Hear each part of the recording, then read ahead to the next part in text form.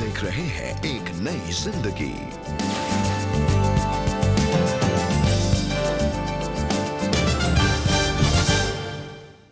दोस्तों नमस्कार, आपका स्वागत है आज के इस एक नई जिंदगी के कार्यक्रम में।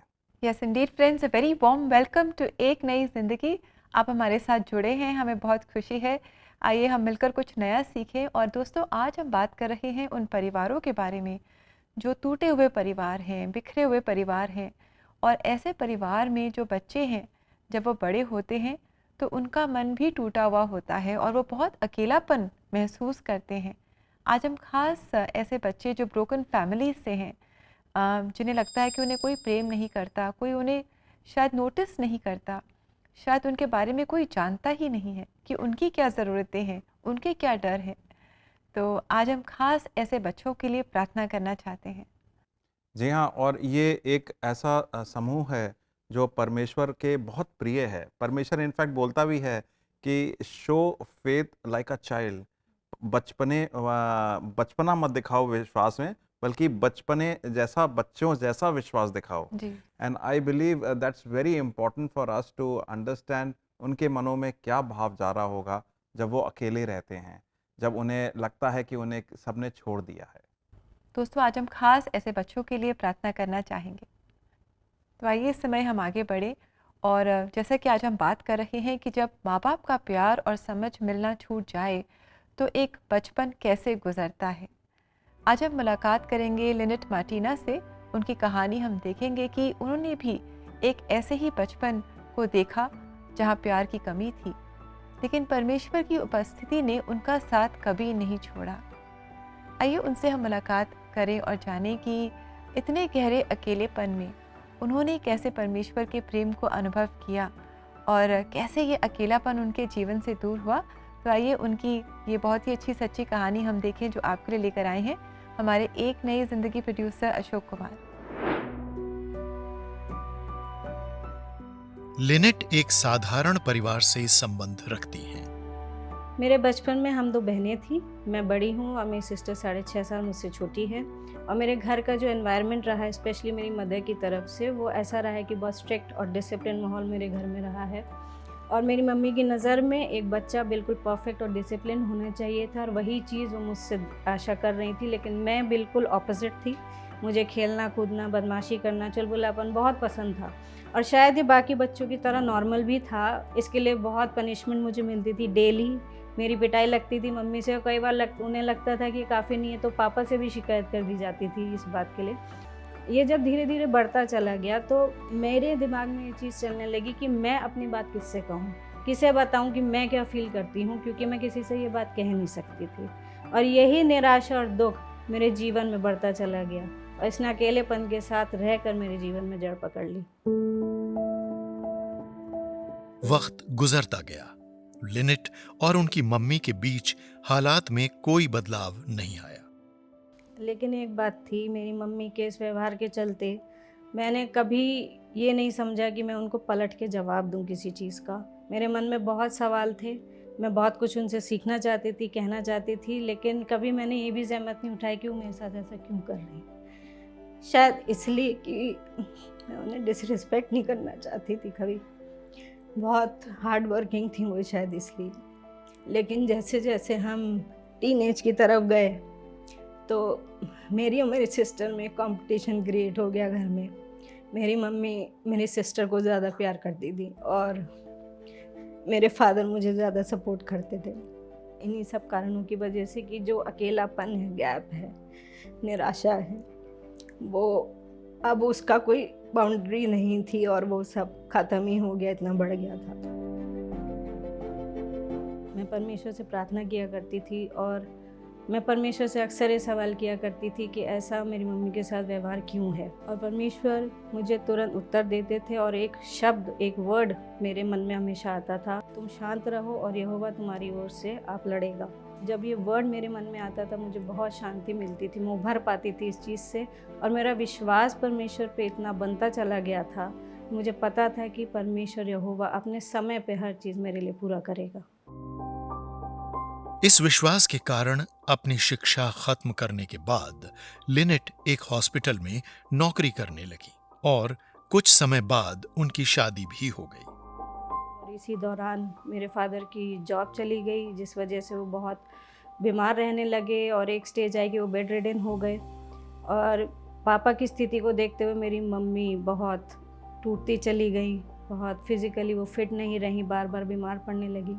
मम्मी पापा की इन स्थिति को देखकर मुझसे बहुत ज़्यादा रहा नहीं गया और एक अलग ही रूटीन मेरी लाइफ में बनता चला गया। मैं सुबह जॉब जाती थी, उसके बाद मम्मी पापा के पास जाती थी, उनके घर में सारा काम करना, उनकी सेवा करना, उसके बाद अपने घर आती थी, अपने घर का काम सारा किया करती थी।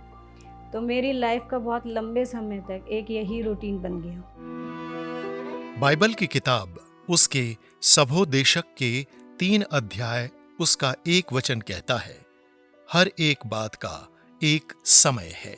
और धीरे धीरे उनको इस बात का एहसास होने लगा कि शायद उनके पास बहुत ज़्यादा समय है नहीं।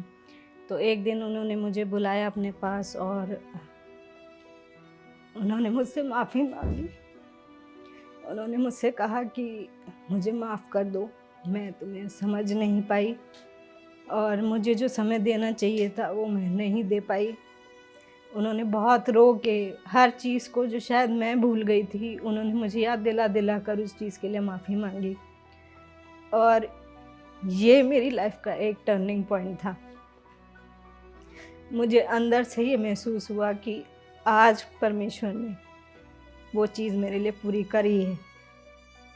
जब मेरी मम्मी ने मुझसे माफ़ी मांगी तो मेरे अंदर का सारा अकेलापन और जो बोझ बहुत बड़ा मेरे आत्मा में और मेरे शरीर में था, वो हमेशा के लिए ख़त्म हो गया। और मैं पहली बार महसूस कर पाई उस बॉन्ड को पर्सनली अपनी मदर के साथ।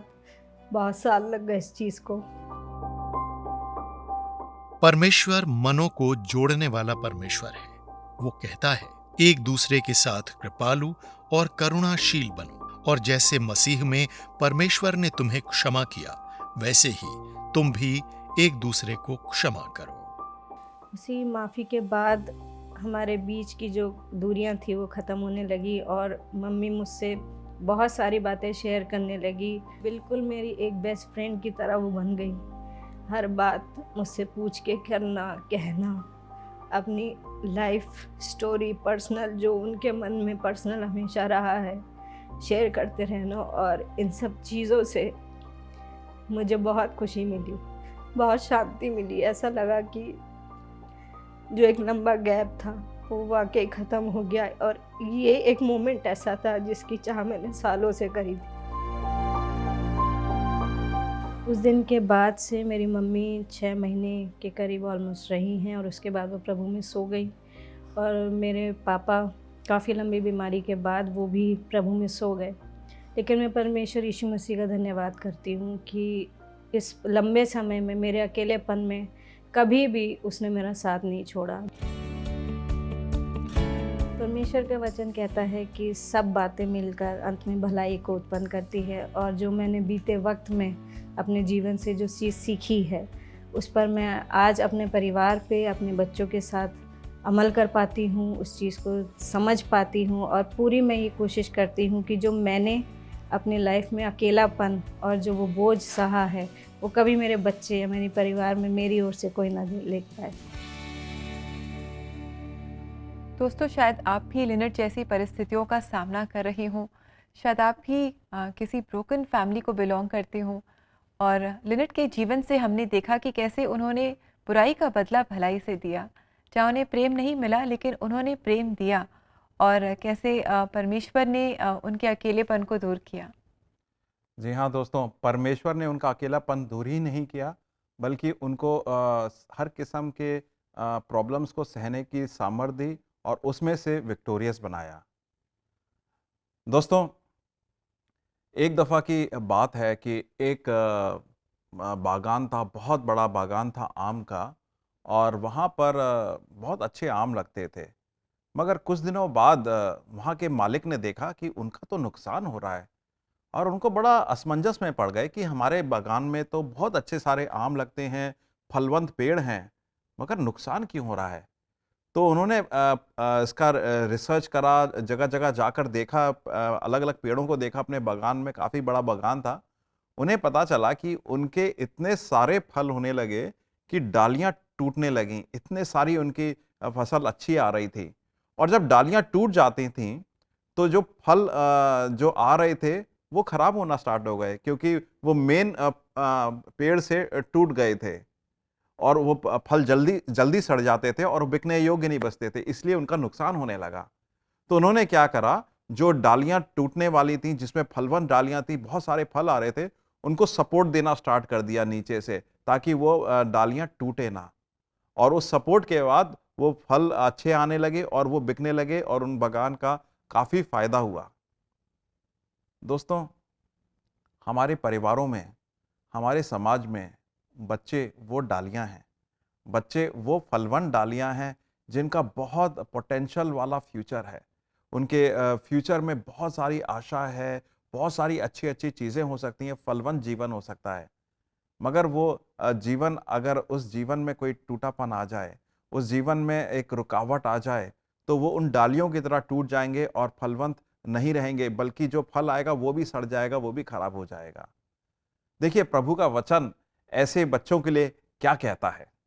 भजन संहिता 68, 5 और 6 में परमेश्वर का वचन इस प्रकार बोलता है, परमेश्वर अपने पवित्र मंदिर में पिता के समान अनाथों का और विधवाओं का ध्यान रखता है। जिसका कोई घर नहीं होता, ऐसे अकेले जन को परमेश्वर घर देता है। निज भक्तों को परमेश्वर बंधन मुक्त करता है, वो अति प्रसन्न रहते हैं।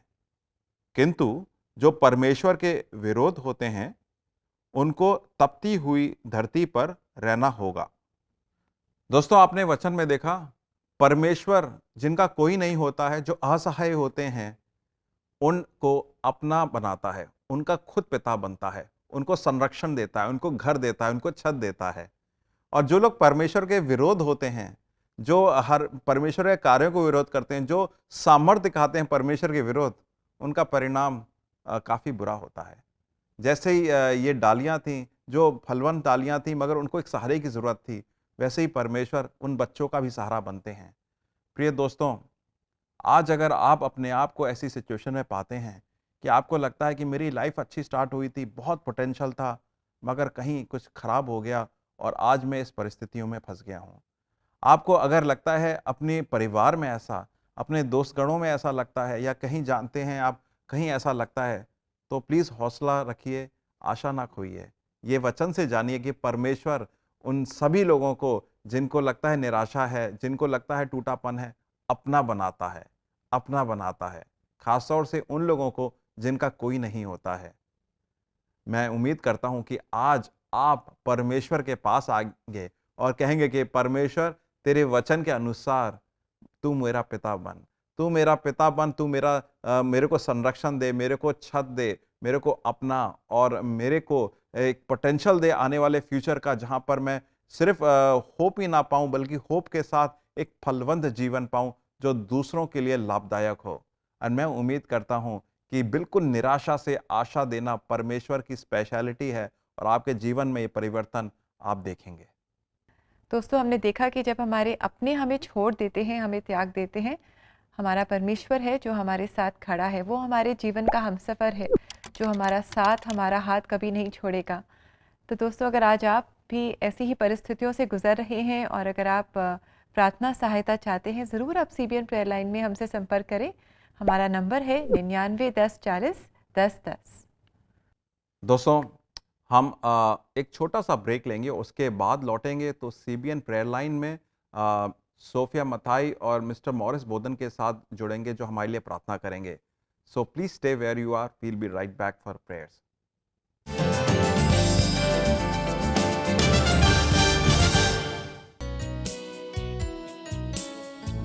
प्रीमियरिंग on national TV Uttar Pradesh से सिटी मेथोडिस्ट चर्च मुरादाबाद। तेरी बात जो बताती तेरा प्यार। और Saint Paul's believers eastern church Bareilly.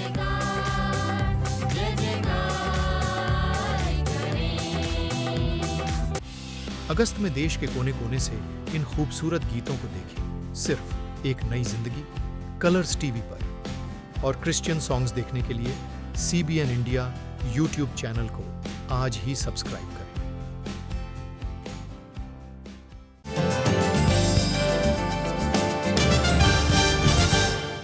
दोस्तों, आज हम खुद को 1.4 बिलियन लोगों की आबादी में अकेला पाते हैं और हमारे घरों से नानी, दादा, चाचा, चाची तो निकल ही चुके हैं। आज लोग अकेले एज अ सिंगल पेरेंट अपने बच्चों को रेज कर रहे हैं। आज हमारे साथ CBN प्रेयर लाइन में प्रार्थना करने के लिए जुड़े हैं Morris Bodhan ji. Welcome Morris ji. Thank you Sophia. और ये बात सही आपने कहा है कि आज परिवार छोटे हो गए और हम देखते हैं कि बच्चे बिल्कुल अकेले हो गए, घर खाली हो गए और बच्चे स्क्रीन से ज़्यादा जुड़ गए और हमेशा वो स्क्रीन में रहना पसंद करते हैं और इसलिए अकेलापन उनके जीवन को घेरे हुए। सही बात है मॉरिस जी, और ये टूटे परिवारों में हम ज़्यादा पाते हैं। तो प्लीज़ हमें बताइए कि ये जो टूटे परिवार हैं उनमें बच्चों पे क्या असर पड़ता है? सोफिया, बच्चों पर बहुत असर पड़ता है क्योंकि हम देखते हैं कि जब बच्चे अकेले हो जाते हैं और तो उनका बौद्धिक विकास नहीं होता है और वो बिखर जाते हैं और विशेष रूप से उनका मन पढ़ाई में नहीं लगता, तो उनके भविष्य भी बहुत मुश्किल में है। और हम देखते हैं कि बच्चे रिश्तों से भी दूर हो जाते हैं, इसलिए कई बार हमने देखा है कि वो रिश्तों पर भी विश्वास नहीं करते, तो अकेलेपन से हमेशा घिरे रहते हैं। सही बात है मॉरिस जी। तो क्यों ना हम लोग साथ मिलकर थोड़ा समय निकाल कर अपने उन दर्शकों के लिए प्रार्थना करें जो हो सकता है टूटे परिवार में से हो या उन टूटे परिवारों में बच्चे अकेले हों। तो आइए हम प्रार्थना करें। परमेश्वर पिता, हम आपका धन्यवाद करते हैं कि हम आपसे प्रार्थना कर सकते हैं उन परिवारों के लिए भी जो कि ब्रोकन फैमिलीज़ हैं, जो टूटे हुए हैं और जो अलग अलग रह रहे हैं। हम पिता परमेश्वर विशेष रूप से प्रार्थना करते हैं कि वो परिवार जुड़ सकें और वो परिवार जो अपने बच्चों को अकेला छोड़ दिए हैं, प्रभु जी, उन बच्चों को भी वो परिवार मिल सके और विशेष रूप से उनकी पढ़ाई अच्छी हो सके और उनका मन रिश्तों में लग सके और वो रिश्तों के साथ विकास उनका हो सके। प्रभु, उसके लिए हम दुआ करते हैं और हम दुआ करते हैं कि आप उन परिवारों को जोड़िए और उनको अपनी महिमा के लिए इस्तेमाल करिए। धन्यवाद करते हैं इस प्रार्थना को सुनने के लिए। इस प्रार्थना को हम यीशु मसीह के नाम से मांगते हैं, आमीन। दोस्तों, यदि आप भी खुद को एक टूटे परिवार या टूटे रिश्ते में पाते हैं तो मैं आपको आज प्रोत्साहित करना चाहूँगी कि आप प्रार्थना को एक मौका दें। सिचुएशन चाहे जितनी भी बड़ी हो, हमारा परमेश्वर उससे बढ़ के है। प्रार्थना में हमारे परमेश्वर का आप साथ पाएं। आप आज ही CBN प्रेयर लाइन नंबर पे कॉल करें या WhatsApp मैसेजेस के द्वारा अपने प्रार्थना निवेदनों को भेजें और हमारी टीम आपके लिए प्रार्थना करेगी। The number is 9910401010। अगले फ्राइडे हम फिर मिलेंगे और एक खास प्रार्थना करेंगे उन पति और पत्नियों के लिए जिन्हें अकेले रहना पड़ रहा है एक दूसरे से दूर अपनी जिम्मेदारियों के कारण। तब तक के लिए आप आगे का शो हमारे एक नई जिंदगी होस्ट के साथ देखते रहें। Bye and take care. God bless you. Thank you so much mister Morris Bodhan and Sophia हमारे लिए प्रार्थना करने के लिए। हमें वाकई में प्रार्थनाओं की बहुत आवश्यकता है और ख़ास तौर से प्रार्थनाएं उन परिवारों के लिए, उन बच्चों के लिए जो बिल्कुल टूटे हुए हैं, अकेले हुए। जी बिल्कुल दोस्तों, बहुत ज़रूरी है कि हम ऐसे बच्चों के लिए प्रार्थना करें। तो अगर आपके आसपास ऐसे बच्चे हैं जिन्हें आप जानते हैं, आप इनके लिए प्रार्थना करें और साथ ही हम भी आपके साथ मिलकर इन बच्चों के लिए प्रार्थना करना चाहेंगे। ज़रूर आप हमें जो भी आपकी प्रेयर रिक्वेस्ट है हमारे साथ शेयर करें CBN प्रेयर लाइन में। हमारा नंबर है 9910401010। दोस्तों, हम एक छोटा सा ब्रेक लेंगे और ब्रेक के बाद लौटेंगे। आज शुक्रवार है और शुक्रवार को हम शुक्रिया करते हैं बहुत सारे मैसेजेस का हमारे कार्यक्रम के लिए। So please stay where you are, we'll be right back.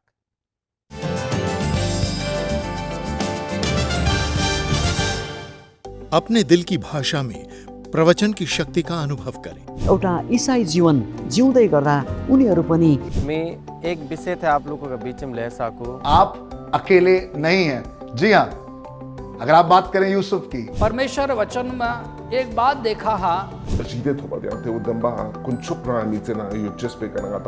आशीष देता है, बड़ी बरकत देता है और इटू थगिसेगुल अपनी ओवरकम ग्रुपहरुको CBN के साथ हर घर तक प्रवचन पहुंचाने के इस प्रयास में आज ही एक नई जिंदगी परिवार में जुड़ें।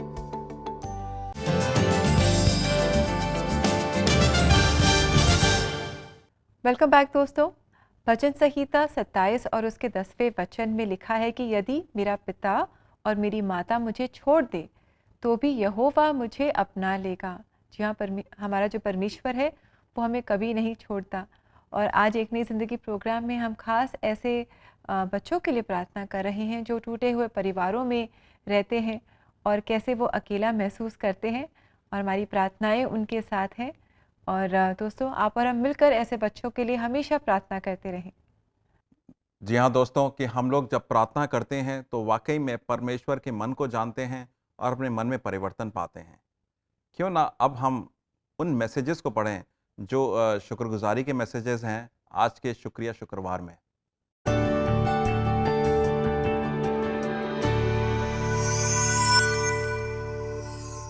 आइए दोस्तों, पढ़ते हैं आज का ये पहला मैसेज। हमारे दर्शक कह रहे हैं, आज का वचन मेरे लिए, मेरी फैमिली के लिए था।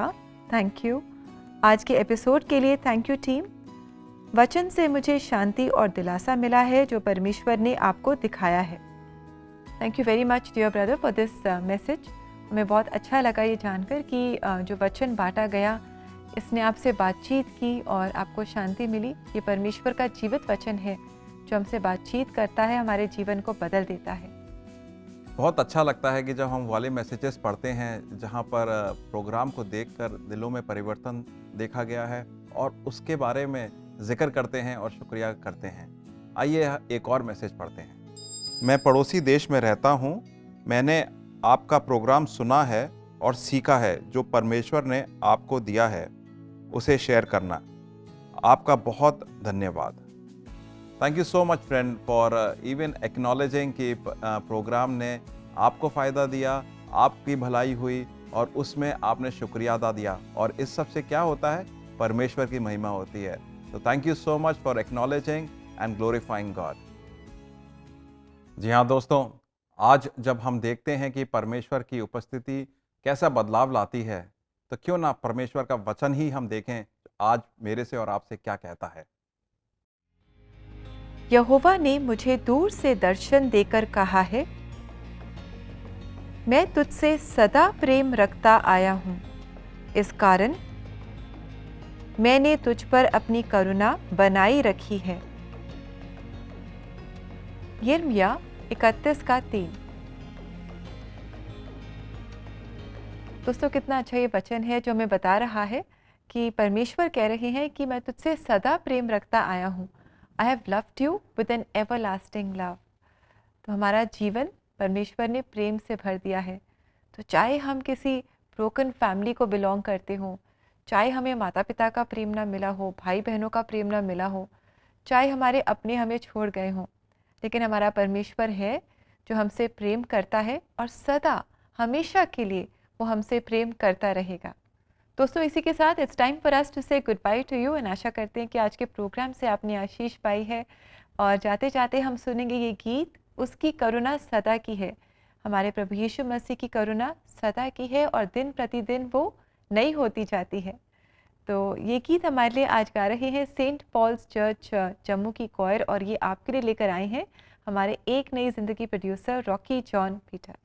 दोस्तों, हमारा आखिरी हफ्ता अगस्त का स्टार्ट होने वाला है, तो please do join us for the remaining episodes of this month for एक नई ज़िंदगी। हम जो ये टॉपिक अकेलेपन के ऊपर बात कर रहे हैं और भी देखेंगे कि परमेश्वर अकेलेपन को कैसे पूरा करता है। जी बिल्कुल दोस्तों, हम बात तो अकेलेपन के बारे में कर रहे हैं, पर इसके बारे में हम सब साथ मिलकर सीखेंगे परमेश्वर से। So do join us next week as well, and until then have a lovely blessed weekend and may God bless you. नमस्कार।